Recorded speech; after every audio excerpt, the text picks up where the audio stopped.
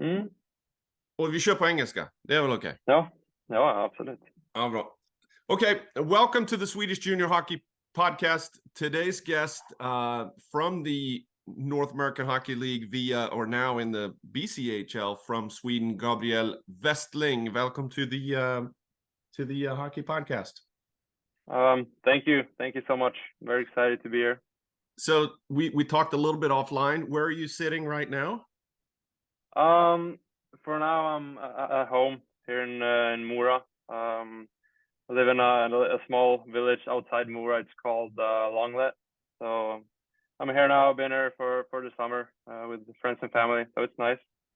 So you and I connected. This is actually a new initiative. Did a little research on, and you were the first player out of the players that I researched on, players that played in the North American Hockey League last year or this year coming up. And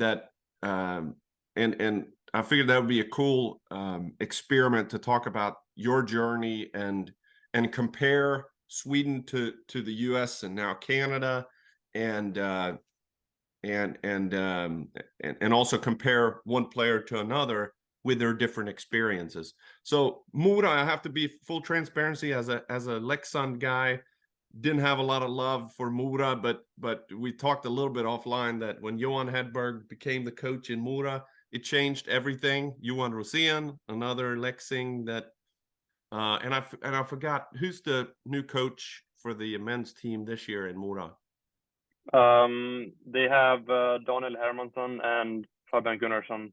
They were former J20 coaches. So that's right, and has done an incredible job. And Hermansson is also has a little bit of background in Leksand. So I think the clubs, even though people in Sweden would never admit to this, but I do think that the clubs are coming closer together.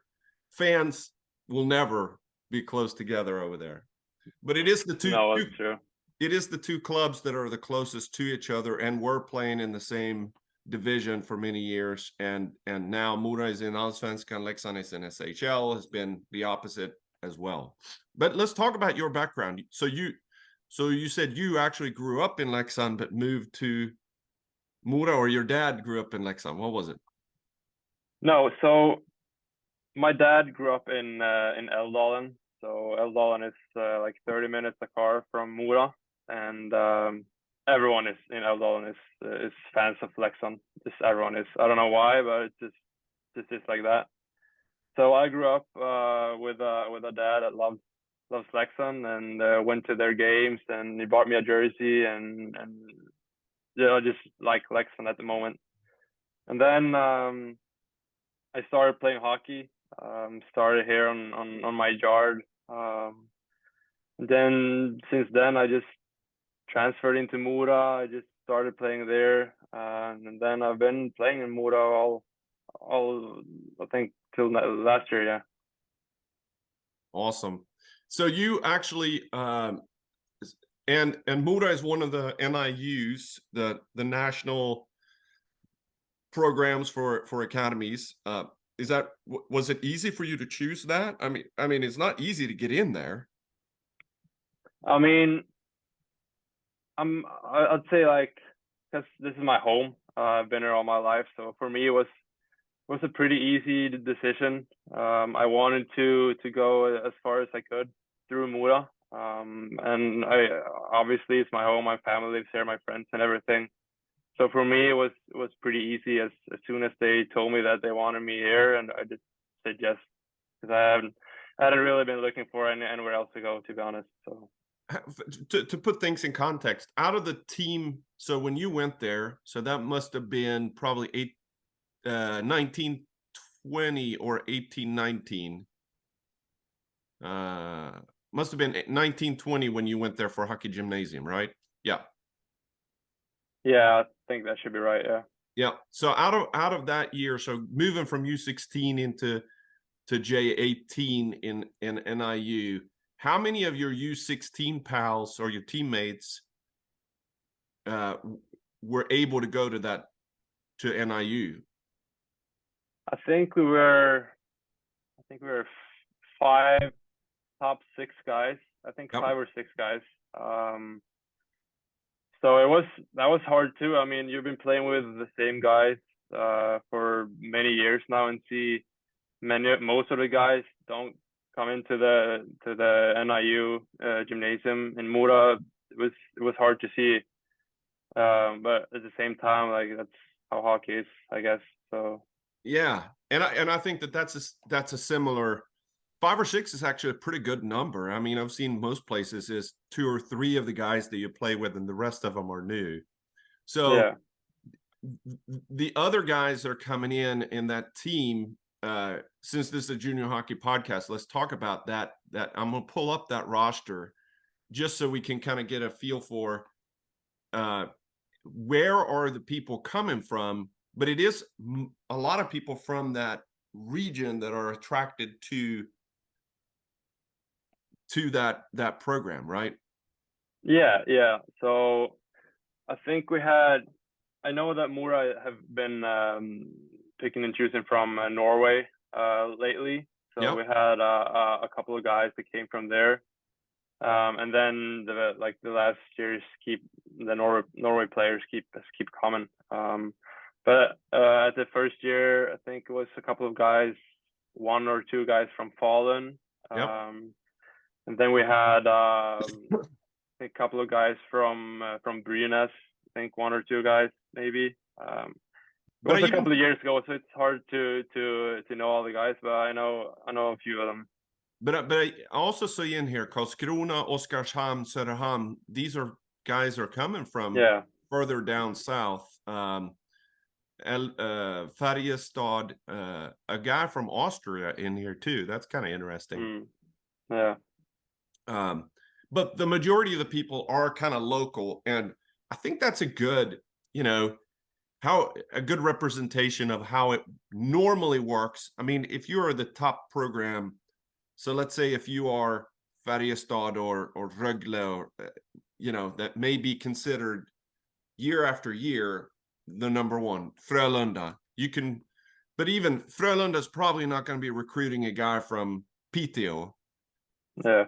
way down south, all the way to the north. They're going to recruit the players that are close by, that they know, that they have connections with. How many of these guys did you play TV puck tournament with? Oh, I think it was 3 or 4 of them. Okay, so it's I not a know I connection played. necessarily there. Not really, no. I think I played on the same line in the TV puck with 2 other guys that I played in the same line with in the J18, and I think it was 2 Ds. Yeah, so I'd say over 4 from Mora in the same team. Yeah. So when you were then in Hockey Gymnasium, did you stay at home or did you live in Yeah, okay. I stayed home. I didn't even plan to move out of here. I like getting food on the table, don't have to cook, just help with everything. So I just stayed home. And it's so close too. I mean, I live, what is it, like 10 minutes a bike from the city. So Yeah. there was no reason really to move into town. Yeah. And Mora, small town USA, small town Sweden, where you leave your gear there, ride the bike, or Yeah. to the rink, and everybody congregates there. So let's talk about then your the other part about this. So when you're coming in, you had already got the chance to play for the junior team when you were already U16, right? So what? Yeah. Yeah, I think I played 2 games, or something like that. But more importantly, you had practiced with that group and been able to kind of Yeah. compete. Yeah, I'd say that's the biggest or most important thing about the organization, that they keep the younger players practicing with the older guys. So they're always like, I know now because I'm practicing with the Mora team now over the summer. So they're always looking for the development. So always the younger guys are always jumping a step forward. So the U16 guys, some of the better guys are playing with the J18 team. and then the top guys of the J18 are practicing with the J20, and then so on up to the Hockeyallsvenskan team. Yeah. The other thing I wanted to mention, it's not like you're a small guy. 6'4", 203. Is that a correct weight as well? Yeah, I'd say that. Maybe a little bit heavier now after summer, but yeah, I'd say that's spot on. Yeah, I mean, that's the thing. The first thing that pops out for people when they look at your elite prospect is, wow, a big guy for not a defenseman, a centerman from Sweden. So looking back, I mean, 18-19, the first year of, or the last year of U16, 25 games, 29 points, 26 penalty minutes. Definitely, and U16 Elite, which was a very, very tough league. So you held your own. How was it then to go into playing in, back then they called it J18 Elite, now they call it Region. Yeah. Again, I have to say I hate the name change. I like I agree. when they called it Elite. But first part of the season, but then you're playing against, so you're at 03, so you played with 02 players, and sometimes overager that could come down, but I would imagine most of the time you're playing against the same age. How was it to make that transition from U16 to J18? Not as much point production, but I'm imagining in here 1920. That also. Now that must have been the year before COVID, right? Yeah, exactly. Yeah. So I would say coming from playing on a top line and playing a lot to getting used to a whole new kind of environment and a new team with older guys, like the hockey's more serious, maybe you can say. It was I'd say it was hard. It was really hard because you had to adjust a lot and you wanted to fit in the roster, so you just listened to what the coaches said and tried to do that as best as you could. So I started playing or not playing at all, I think, and then I just moved into fourth line, and then the coaches told us to you have to do like this every game, and then you just listen to that because you want to play. And for me, that put up pretty decent amount of points in the U16 was hard to get used to that role.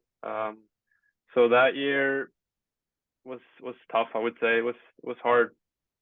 Let's talk about that more. How did you work your way through that? Because like you're saying, you're one of the guys that are used to scoring points. Now you're getting all these other, the team, the competency and the competition increases among it, and now you're going to have to fight for it.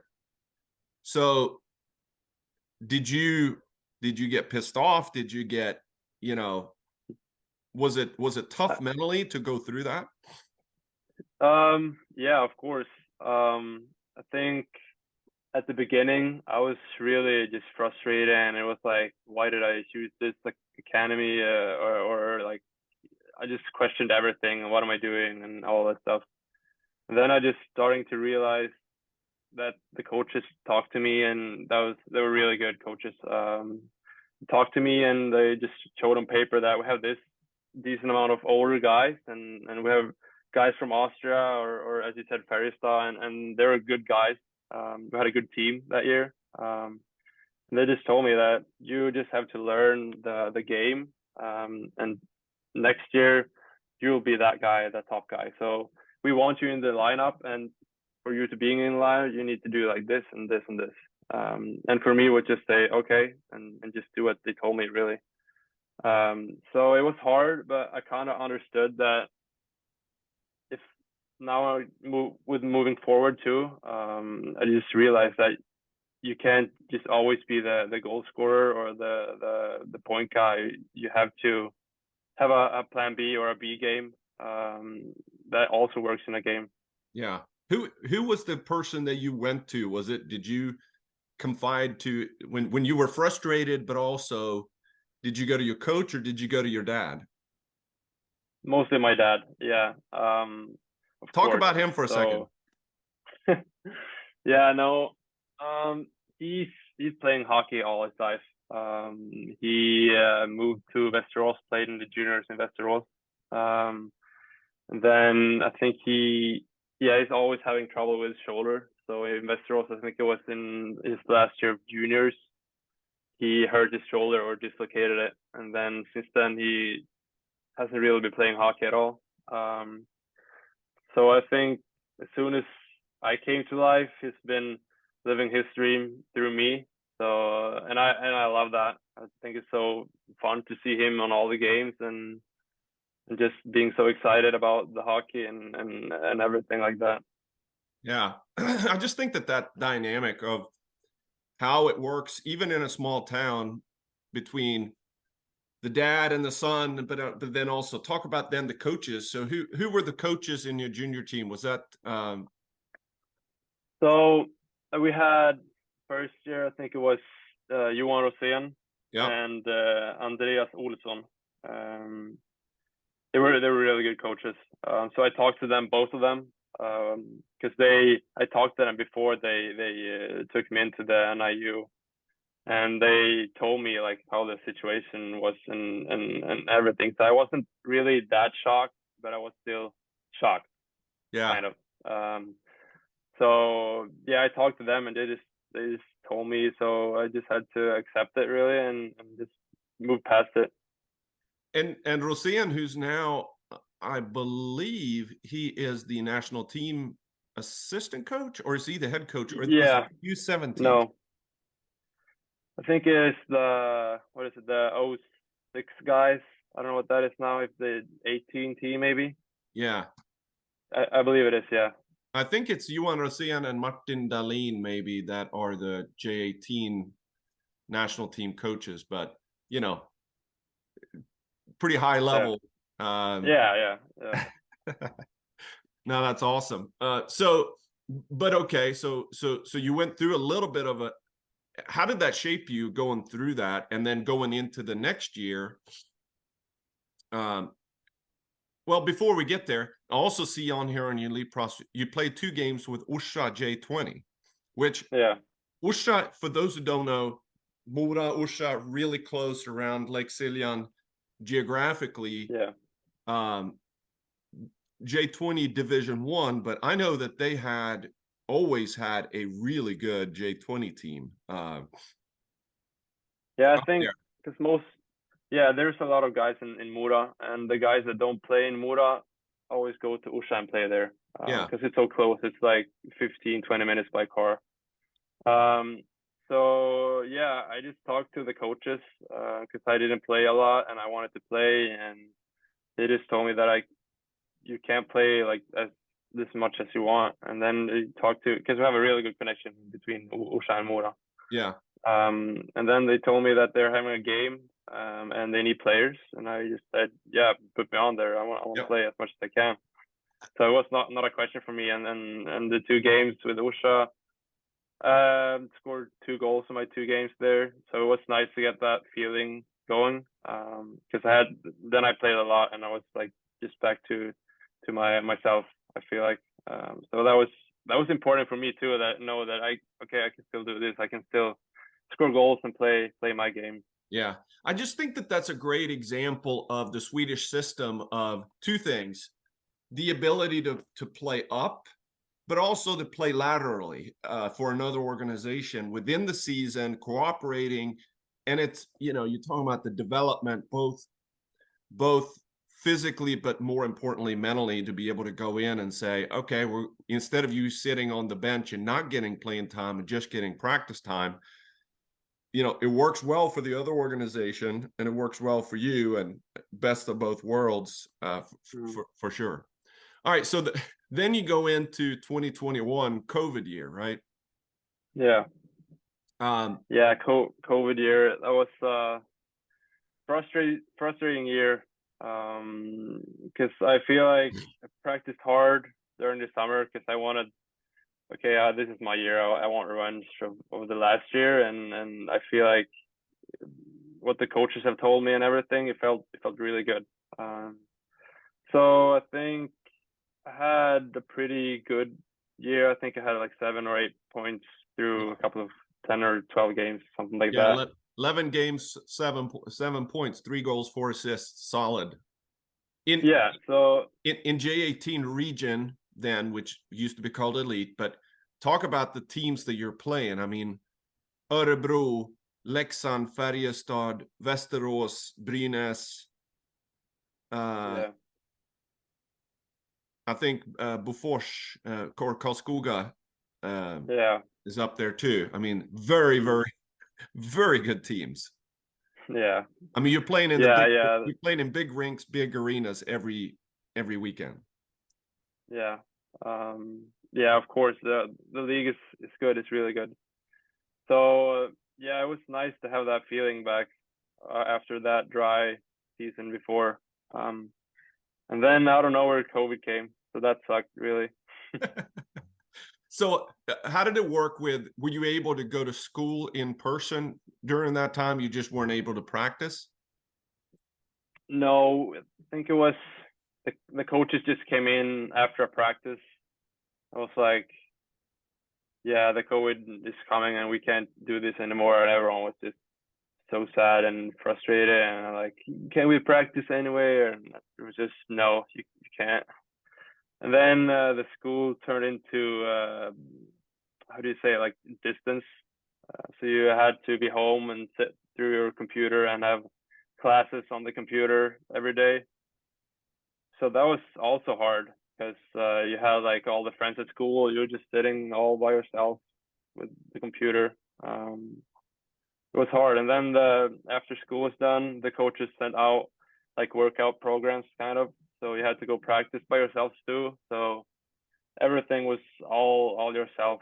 School is yourself, and then practice. It's not fun at all. Yeah. What was your in NIU? What was your degree, or what did you study? I studied economics. Okay. Was that an Yeah. automatic? I mean, not every NIU and not everybody on the team will go into a college preparatory curriculum. Um, No. Yeah. No. Most of the guys went like I think it was, how do you say, not like like a vocational curriculum, right? yeah, that's the word. So Yeah. most of the guys did that because they wanted to work. And I knew pretty early that I wanted to go to college. So for me it wasn't really a hard decision to make. Yeah. What was the so when when you were saying college, were you thinking college in the US, or were you thinking about university in Sweden? No, I was talking about the US. Yeah. So talking about like how that started Yeah. was uh, my dad has a friend in Malmo in southern of Sweden, and his son was playing at college at the time. His name is Ludvig Larsson. He plays in the SHL now. So he played in Merrimac College. So he was talking to Ludvig's dad about coming and visiting. Um, so me and my dad went on a vacation, kind of, um, to see Ludde. So we flew to Boston and took the car. I think it was like 1 hour or something outside Boston. Yeah, Um, North Andover, Massachusetts is where yeah. Merrimack. So then he met us there. We just came into this school gate. It said Merrimac College. I was pretty small at the time, so I didn't really understand everything and what it was.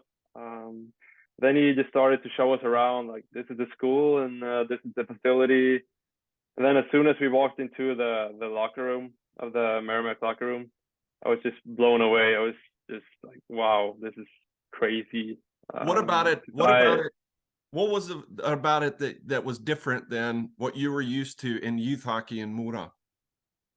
I don't know, it was just everything. It was just so flashy with all the like the lights, and they had like a ping pong table and like a cafeteria, and like everything was different, I would say.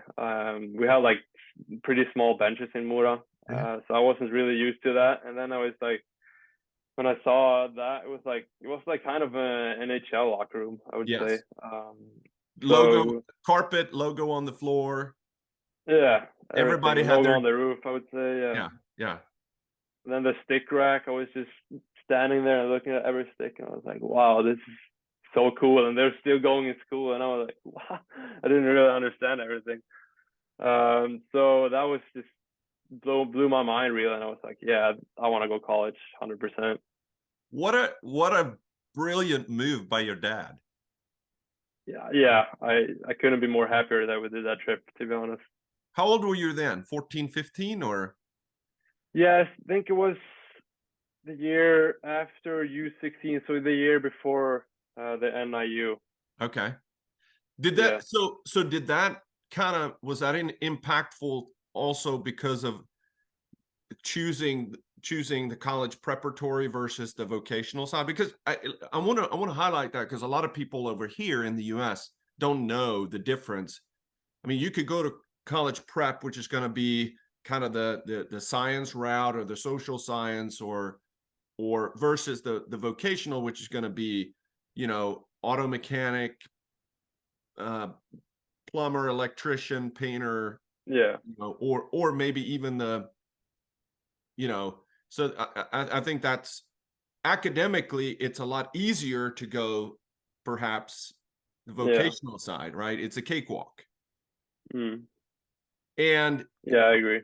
and if you go the college preparatory side, not a cakewalk. I mean, pretty I mean, me personally, I did both. I started off in the Yeah. vocational side, did a year and realized, no, I want to go to college, and then quit, went to Technis, and then I ended up here in the US. But was that because you went over here and had that kind of carrot in front of you? Yeah. Yeah, for sure. Because we talked to him like, yeah, what did you do? What did you study in back in Sweden? And everything. So he just like guided both me and my dad through like how everything would work really. So he played in the NAHL. I think he played 1 year in Malmo J20, and then he played 1 year in the Lone Star in the NAHL, in the Southern League of NAHL. Yeah. And then he played Merrimac. Then he played Penn State, I believe his 4th year. And then after that, I think he went to play 1 season in the AHL, and then he came to Mora and play 1 season, and then Rögle now in Örebro in the SHL. Yeah, that's, So I'm pulling him up here too. So yeah, Lone Star Brahmas, Merrimac College, Penn State, NCAA. I actually played Binghamton in the AHL as well. So and played for the Swedish national team as well. yeah, so for me, like seeing him going like step for step just made me even more like motivated on how that college journey could go and could see. So I was just excited seeing him because it looked so easy for him too. I was like, he played in the NAHL, and what I've heard, like most of the guys are like, yeah, if you play in the NAHL is like, you have to play in the USHL. And then I've seen like really a lot of good players play in the NAHL and like play in the NHL or AHL or SHL. So that made me like realize that the NAHL is it's a really good league too, and that yeah, I don't know, like I just at that time I just wanted to follow his path really. Yeah. So did that open? So that really opened your eyes to the junior. So this is a good transition. Well, I want to get there, but did that open your eyes to American juniors or North American juniors, since you're both in now, you're playing the BCHL? Yeah, so when he started talking about like the juniors and everything, he went through like, yeah, you have to go juniors either 1 or 2 years before you go to college. And then I started looking up like the junior side, and okay, there's two leagues, the NAHL and the USHL, and then I saw like the rosters of every team, and saw like, yeah, most of the drafted guys is in the USHL. And I just looked everything up because I'm a big nerd when it comes to like teams and everything like that. So I just could sit like for days and just scrolling through players and teams to see, like, get a feel of what it's like. And then I think we're in before my first year of J20. Because I'm working with him now. His name is Randy. So he was the guy who helped me to get over to the NAHL. Yeah. So Is that that Randy process Edmonds? with him, yeah, exactly. Yep. So it's been a huge help for me. And then because I told him that, yeah, I know Ludde and I've seen his way and I want to do the same. And then he said, like, yeah, I like, let's get that going. And Yeah. then Well, how helpful was that to be able to have someone that can not only the peer and the parent and the family dynamics, but then also someone that you can rely on that can guide the way of, this is really how it works. This is, let me give you the recipe on how to actually, the moment that you make the decision saying, I want to go, it's a daunting task on your own to be able to say, all right, now how do I do it? yeah, so it was new. I mean, because I didn't really know what like, okay, so what if we start working with him, like, what is he gonna do and everything.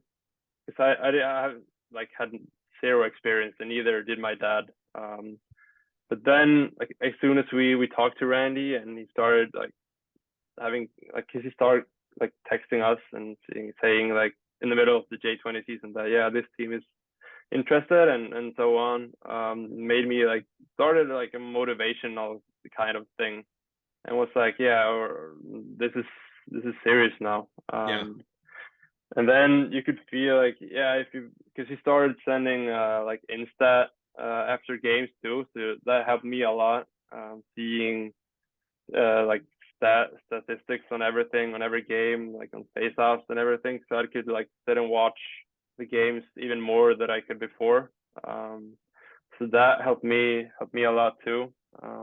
Did you look at the And then did you look at the stats and the videos, or did you go to Svensk Hockey TV to look at the video? I looked at the beginning. I looked at the Svensk Hockey TV, but it was so hard because you have to find your own shift, kind of, and like shuffle and shuffle and shuffle, and then back, and then, so the Instat really helped. Like, you could see like all of your shifts, and you could see all your goals or assists or whatnot. So Yeah. that was really helpful. And then I think it was after the, sorry if I'm moving past now, Oh, but no, it's good. so after the J20 season, he set me up for a camp in Youngstown for the Youngstown Phantoms in the USHL.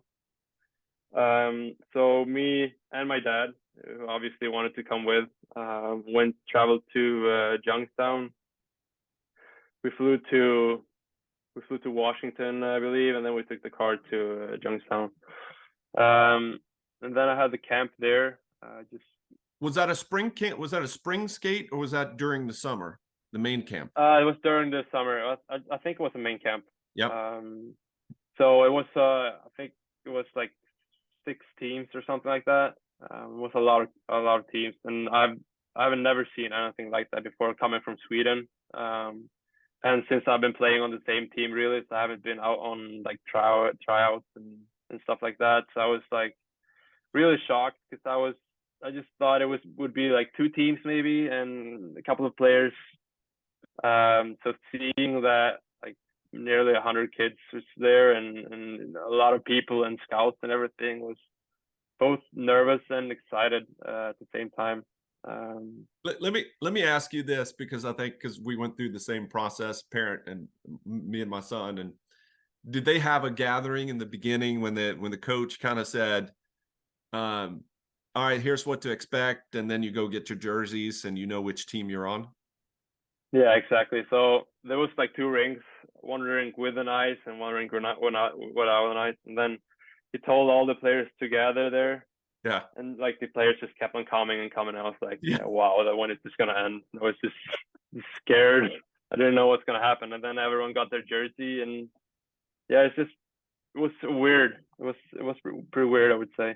So and just to be, for those who don't know, for the Swedish listener, I mean, that's kind of how it is at main camp, and that's a invite only. I mean, it's a loose invite. There's Yeah. a lot of players can go in that may or may not have a shot in reality, but everybody other than, I mean, it depends on which team runs this kind of main camp, but you know, there's some teams that have 10 or some NAHL teams that have 10 or 12 groups, or maybe, so that would be, you know, 20, and it's 20 players per team.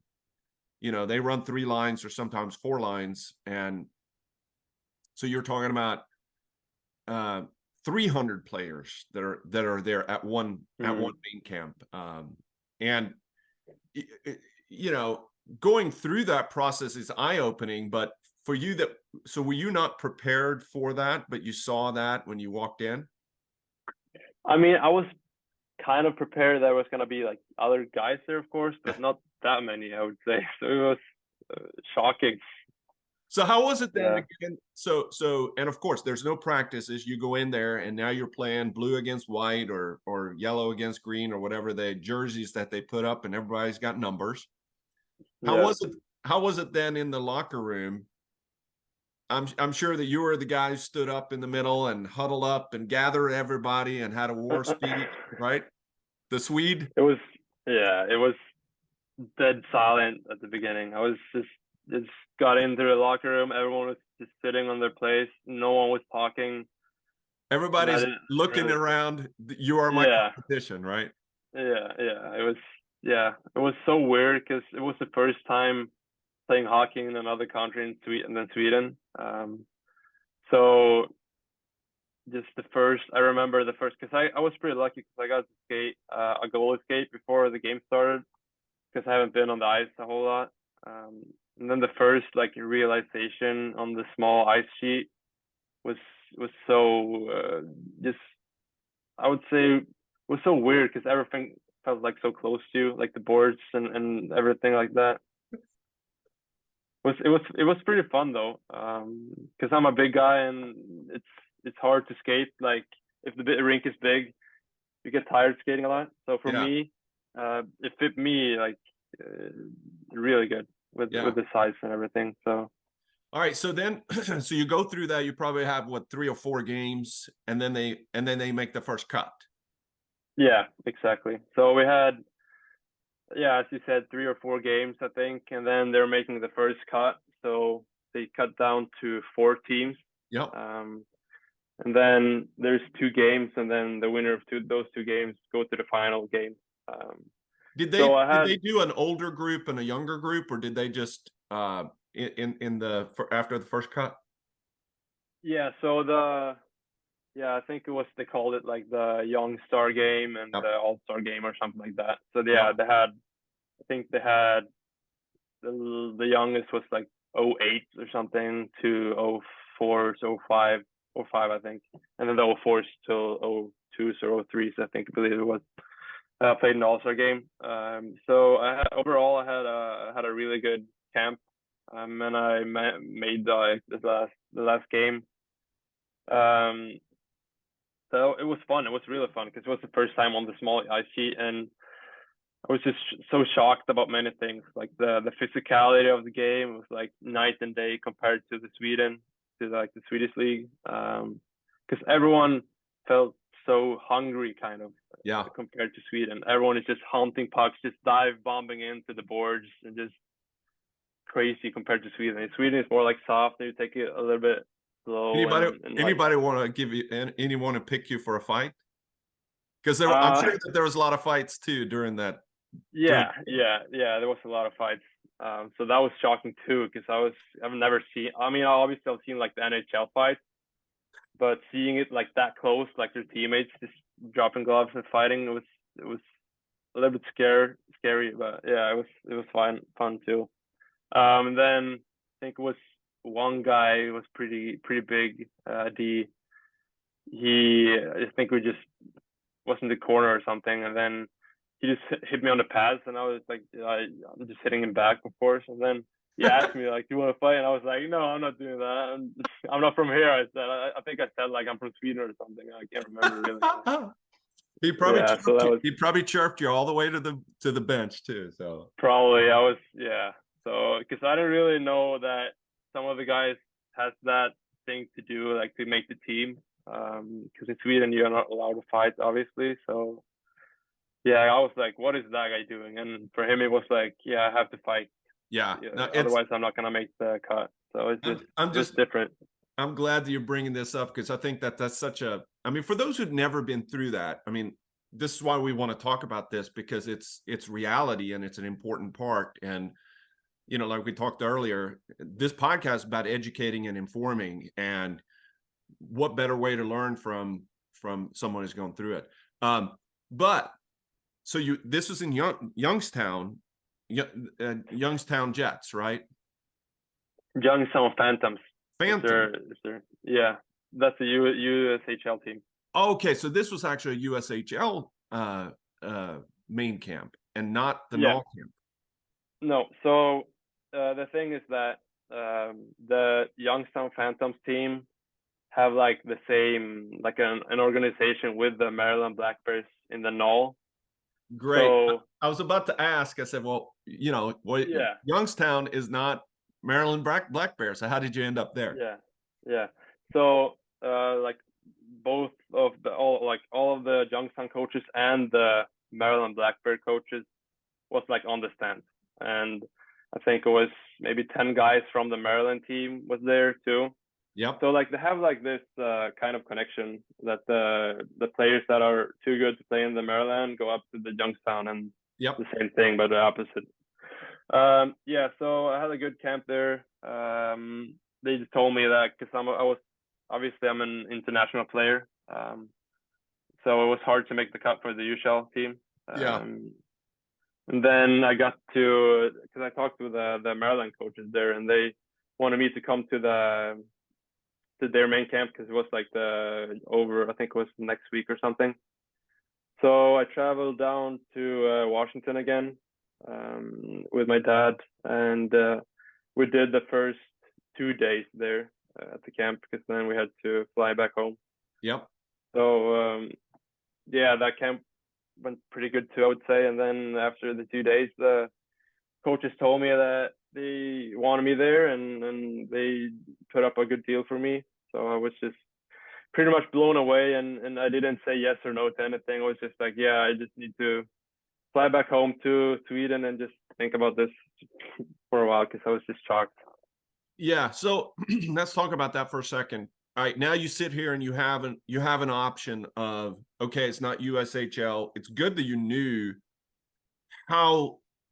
I mean, the shot of making the USHL is it's so the eye of the needle is so small, and like you're saying, it's the drafted guys that are going to, which I mean, playing in the J20 National like you did in Mora, certainly you could have played USHL as well, but a lot of people, like you said, people kind of poo-poo the North American Hockey League, and it's a really, really good league. And there's not a whole lot of difference between USHL and the NAHL. I mean, probably, from the level of play is very similar. There's more skill in the USHL, but it's younger. Mm-hmm. And in the North American Hockey League, more physical, more speed. But if you took the NAHL team against the USHL team will probably win, but it's not like it's a huge difference. But the biggest difference, I think, is the age. Yeah. So fun thing because we're talking about that because since we're in the same organization, so every year the Maryland Black Bears team have like 2 exhibition games with the Youngstown Phantoms, the USHL team. Yeah. So we played them twice. Now I'm just moving forward a bit, but this was when I made a team and made my decision, everything like that. So we I think we won the first game with like 5-2 or something.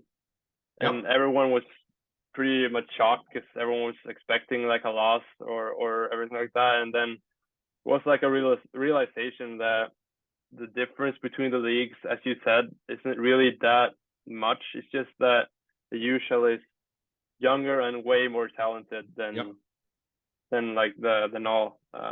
And maybe I would say the top guys in the USL compared to the top guys in the NAHL is a bit of a difference too. That's like NHL players we're dealing with in Yep. the USL. So Yeah.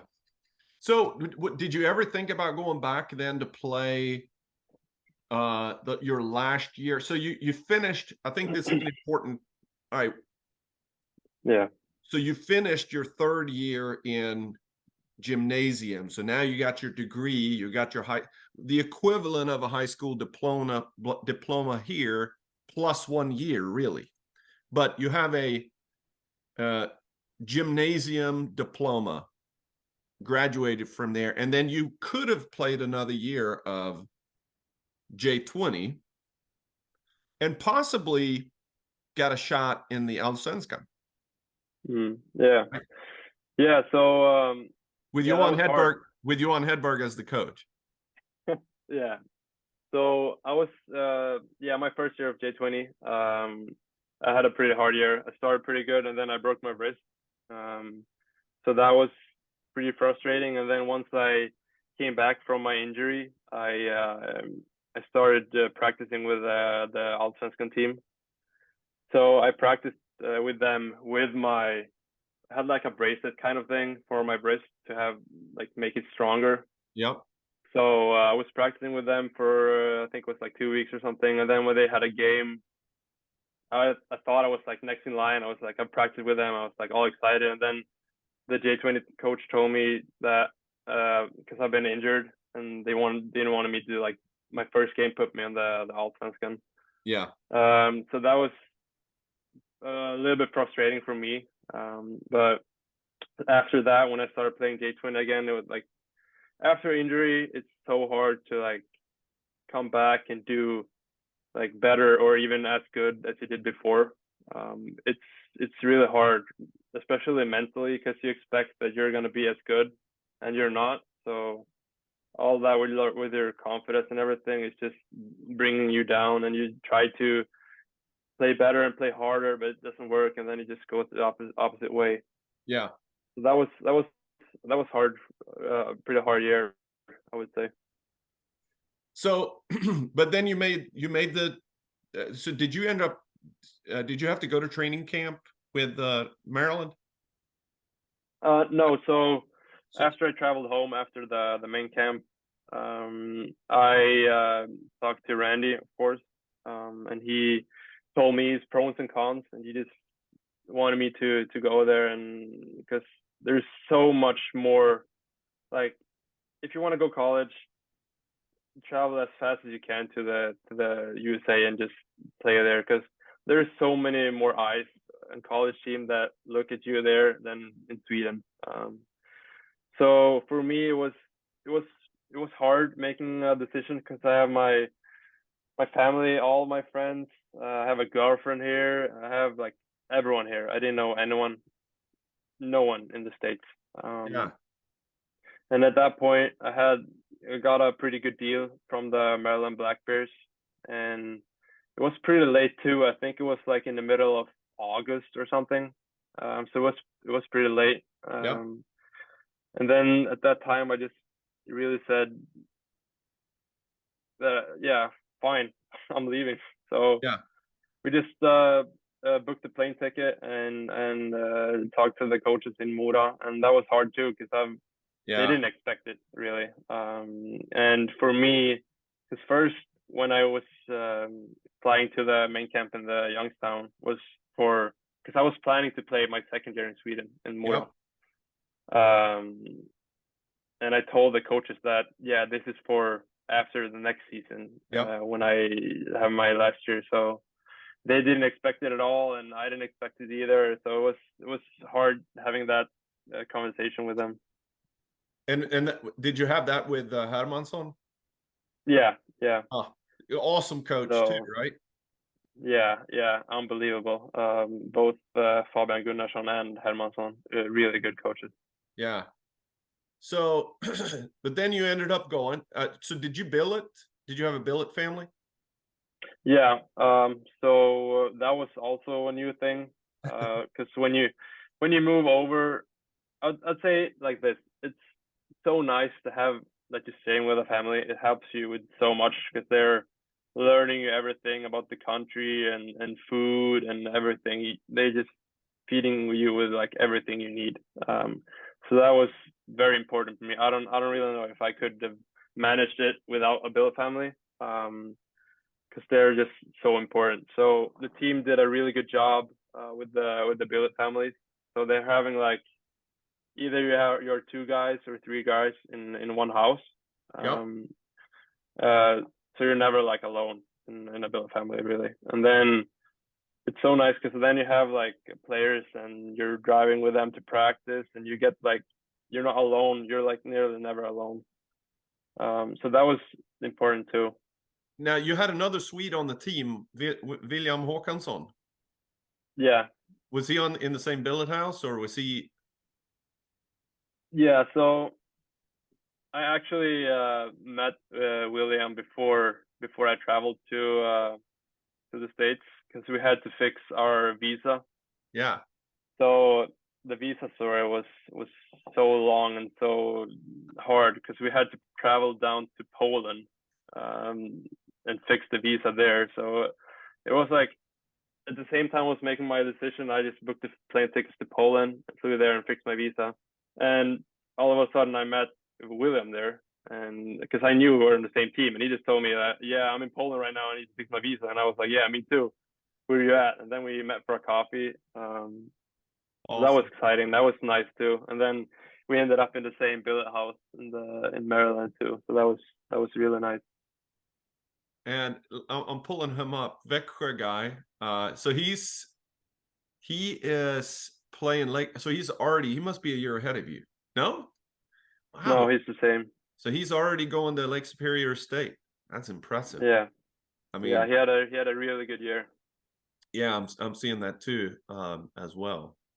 All right, so so I mean, we could talk for a long time about your year in the NAHL, but so when you're playing with Maryland, did you get the call up to practice with the Youngstown Phantoms at all, or? No, no. Once I came there, I think it was they had like one guy that was practicing with their team, but Yeah, there's so many guys in the Youngstown team, so they're just throughout the season they're just making cuts and cuts and cuts. So yeah. from their team, I think we got like three or four guys to drop down to us and play with us. So yeah, it was Yeah. hard.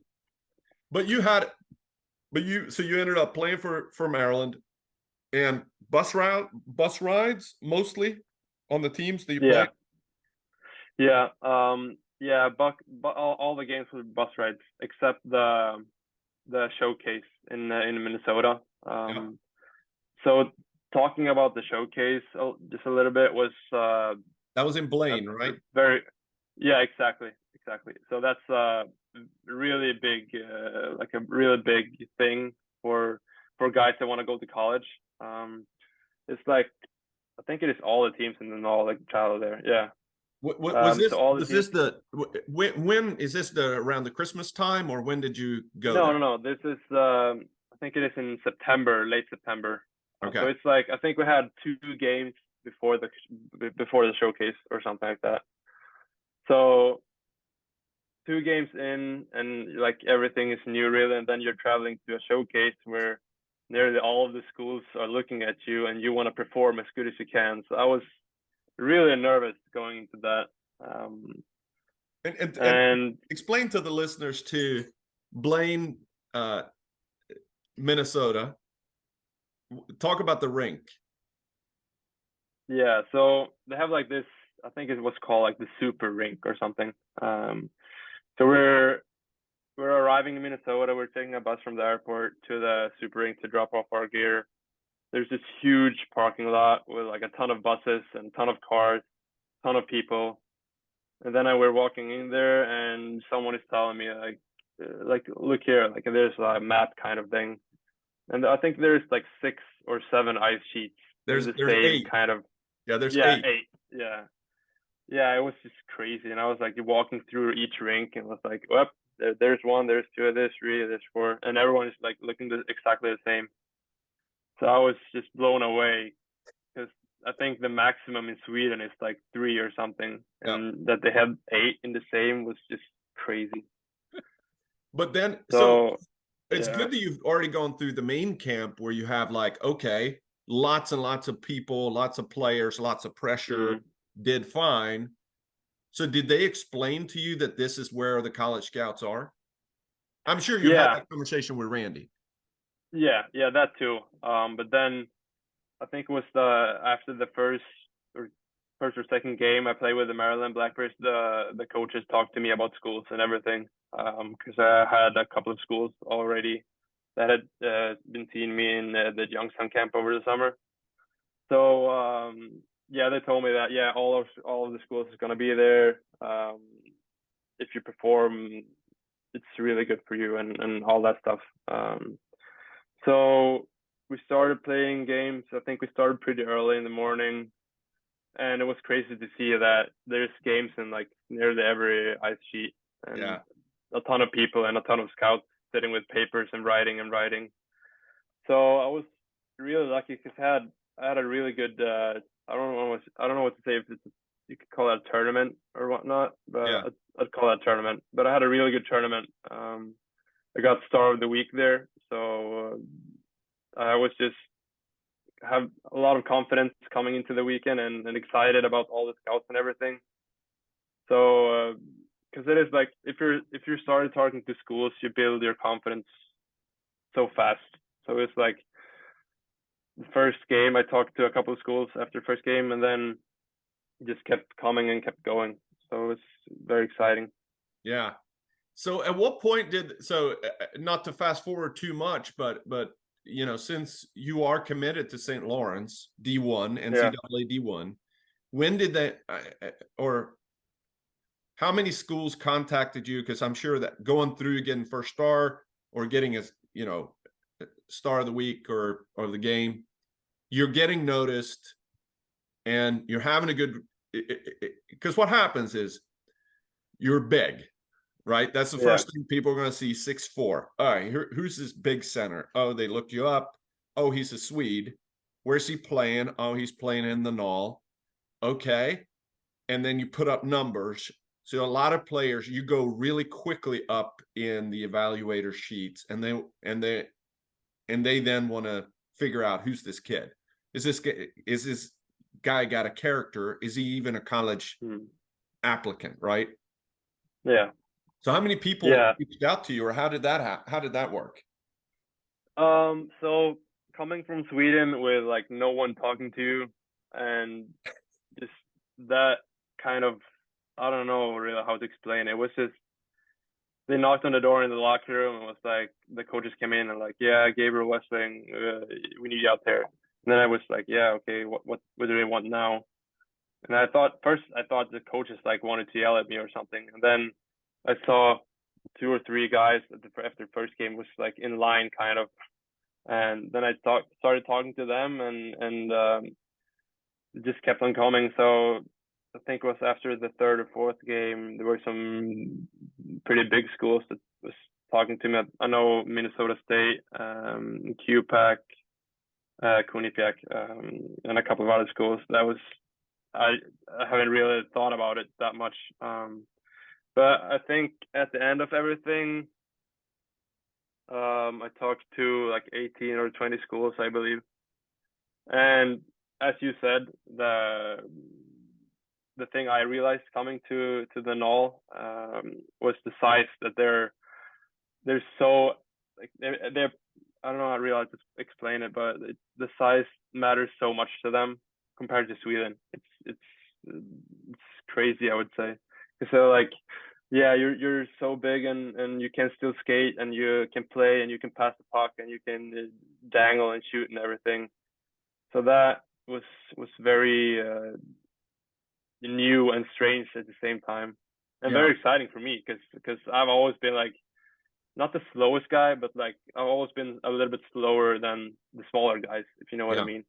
So getting that like attention for my size was really good for me and for my confidence.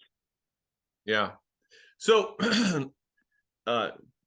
because we're running out a little time here, but what made you decide now? So you've committed St. Lawrence, Yeah, yeah. right? But what made you go to the BCHL this year? So I think it's the first year they're opening up for Imports. international players. Yeah, for imports. And I have had a friend who played in the BC last year, who was playing in the Maryland Black Bears the year before I did, and he came to visit it, and he was talking to me and was like, "Yeah, the league is really good. It's like the USHL, but it's just the difference is it's another country kind of." So, Yeah.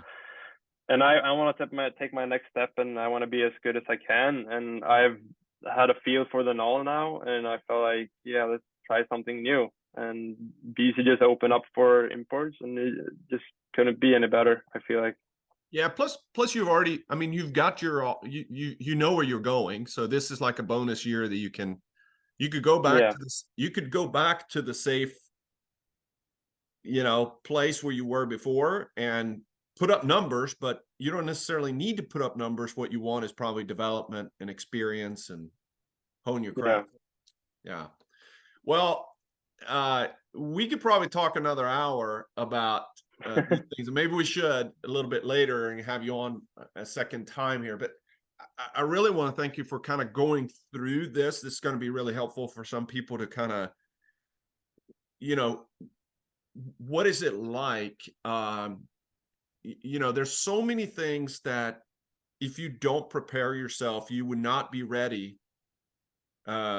If you didn't prepare yourself physically, if you don't prepare yourself academically, if you didn't prepare yourself mentally, it's really, really tough to make it to where you are at this moment. And you had the mentors in front of you with Randy and with Ludvig and his dad, and that could kind of show the way. And hopefully this is going to be informative to those people that may want to be going through the same path. So so I want to thank you for kind of jumping on. Let me ask so two things I want to do. If you met yourself, you're let's see, you're 22 now, right? No, you're 19. You're 03. Yeah. If you met yourself, as a 17-year-old, what would you tell yourself? I know it's not that long ago, but what would you tell yourself that, now I've gone through this process, or the next guy that, if you want to give a piece of advice, what would you tell yourself 2 years younger? I would say if you get an opportunity and you're don't really sure what you're doing, do it.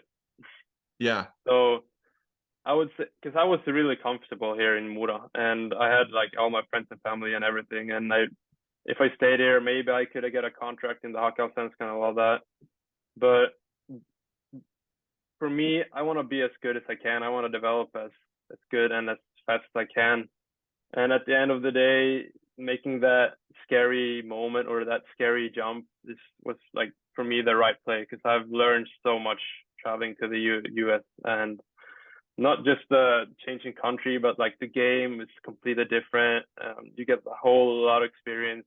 You get a lot of attention because you're from Sweden too, and everyone loves Sweden. So it was just a lot of pros, not that many cons, to be honest. Just the worst thing that can happen is just that you move home, and that's not even. Yeah, I don't really know what to say. Just do it. It's great advice. It's great advice, and I concur. I mean, going through the same journey 30 years ago for me, it was when you have the chance, take it, whatever it is. Yeah. Great advice. Last thing, so we have a new initiative through Target Aid where we're asking each guest to identify the team of your the team of your in your heart, we should say. Klubben i mitt hjärta. Which team do we want to highlight? I suspect I know which one it is. Mora. All right, what we're gonna do, we're gonna highlight that. We've set up a site on Target Aid through Swedish Junior Hockey. You're gonna have a little. We're gonna set up one for Mora, and you're gonna be listed there. Klubben i mitt hjärta, the team or organization in my heart. Mora is going to be highlighted there. We'll help out, and we'll see. The goal here is for us to highlight and do some good, help organizations raise money for their youth organizations, and so we will definitely do our part for Mora. Hand to my heart, I have quenched my disgust and hate for Mora after Johan Hedberg and Rosén. Yeah. So we will do our part there. Gabbe, thanks for jumping on. It's been fun. It's been educational, and we'll connect again for sure. Yeah, thank you so much for having me. It was really fun and exciting. I would like to come back if it's possible. Yeah, we'll do it for sure. Thanks again.